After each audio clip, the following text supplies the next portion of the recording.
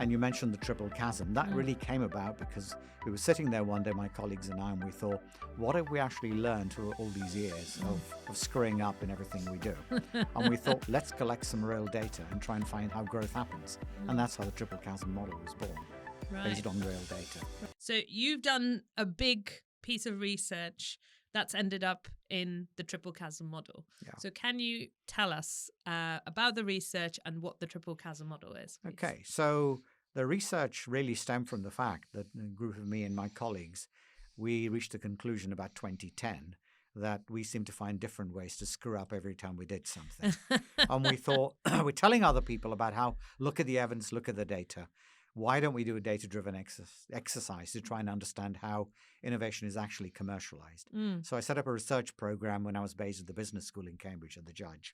Collected data from over 3,000 companies around the world because we were trying to understand not just what was going on in the UK or in North America or Europe, but globally. And so we collected data from around the world over a period of 7 years, right? And as we were collecting, we were analyzing data, going back to get more data infilling and stuff. And we covered lots of different market spaces because we wanted to understand were there any systematic differences between agri-food and healthcare and defense. And so we built a very comprehensive model, which we called the mesoeconomic vector model. And we thought we were being clever until we discovered that Joseph Schumpeter, the Austrian economist, had actually coined the word mesoeconomics right in 1948 when he was attacking Maynard Keynes. So the model and the work really is a mesoeconomic analysis of how growth actually happens. That's fundamentally what it is. So it's a model for understanding how growth happens. Growth in companies. Growth in companies, and therefore in the real world, real economy. Right? And there were two key findings from there. One was understanding what the relative maturity of the proposition was. So where were you on your commercialization journey, which we encapsulated as commercialization readiness level. And the second was, I know where I am, but what can I do to change my trajectory? So how do I move forward? Yeah, basically? And so there we need to understand all the drivers for growth.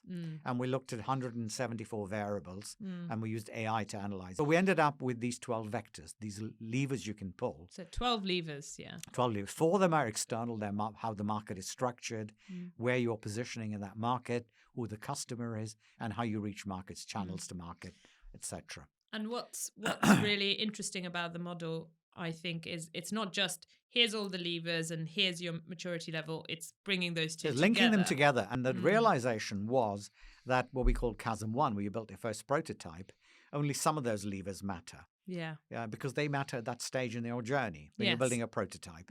And by the time you get to Chasm 3, when you think you're trying to scale, different things matter, usually like channels, supply chains, and stuff like that. Yeah. But turns out Chasm 2, where you're trying to prove your product, everything matters. All 12 vectors matter. That's why it's so difficult. Yeah. That's why I've written a blog which said, there is no valley or death. There is only Chasm 2. Right? Exactly. So just to recap then, so it's 3 key chasms at different points of maturity level. That's right. Where you can fall down this chasm and basically never surface again as a company. But what your research shows us is certain levers used appropriately at those different, just when you're approaching that different chasm level of maturity, might save you, basically. Right? Well, basically, the success rate of people crossing Chasm 1, if you look at the CRO, how good are people? We're over 90% most of the world. So because that's the very beginning. You're and just building your prototype. MVP. Building a prototype. It's so. And when you get to Chasm 3, it's about 90% again because you're just trying to scale into international markets. But you've already done some of the hard work in the middle. Guess what the success rate at Chasm 2 is? It's about 10%. Oof. So if you could double that or triple that, imagine how much value you could unlock and what you could do. Yeah. If you could double the success rate for commercialization around Chasm 2, the UK economy would be billions of dollars in the positive, and we would get innovations into the NHS faster. So let's talk for a moment then about this second chasm, which is where only 10% companies might survive it.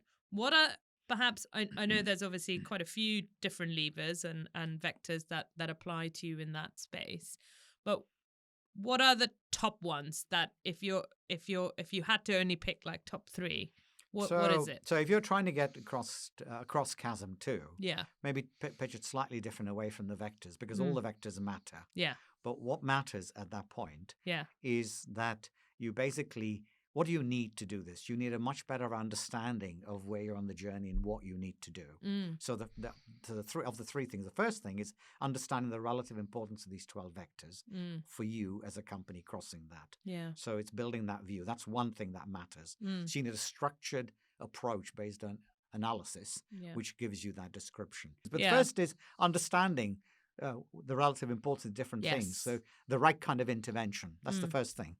The second is drawing on all the experience that's available, because none of us can do everything on our own. And so you need quite a lot of expertise. And so what you were talking about networks and stuff earlier is we have this wonderful group of experts around.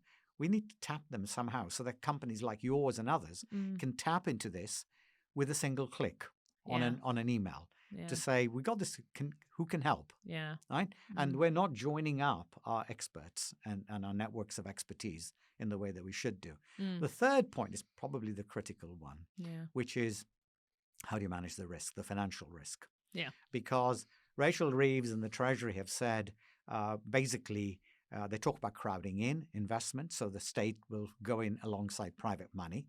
But the fundamental challenge they face, well, they talk about patient capital. That's if you search for patient capital, you'll find lots of references to Mansionhouse speeches, etc.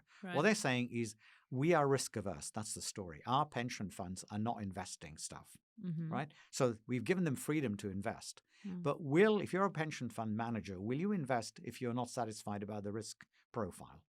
So the third thing that we have to do is to provide a way of mitigating the risk, so that you need some kind of way of saying to investors, we're doing things differently. We have increased the likelihood of success from 10% to, say, 30%. So we're giving you the risk mitigation. So we're persuading you why it's okay for you to invest these precious pounds and dollars of your investors in this venture, rather than saying the state takes the risk. So there's this question of risk mitigation. Because if you can mitigate the risk, if you can show people that, for example, Karina's business, we've increased the likelihood of her crossing this chasm and succeeding by factor of 2, then all of a sudden the investors start to look at you differently. And so risk mitigation is the key to this thing, I think. So those are the three things I would say. No, that's really interesting. Get in touch if you'd like to find out how the Triple Chasm Model framework supports innovation.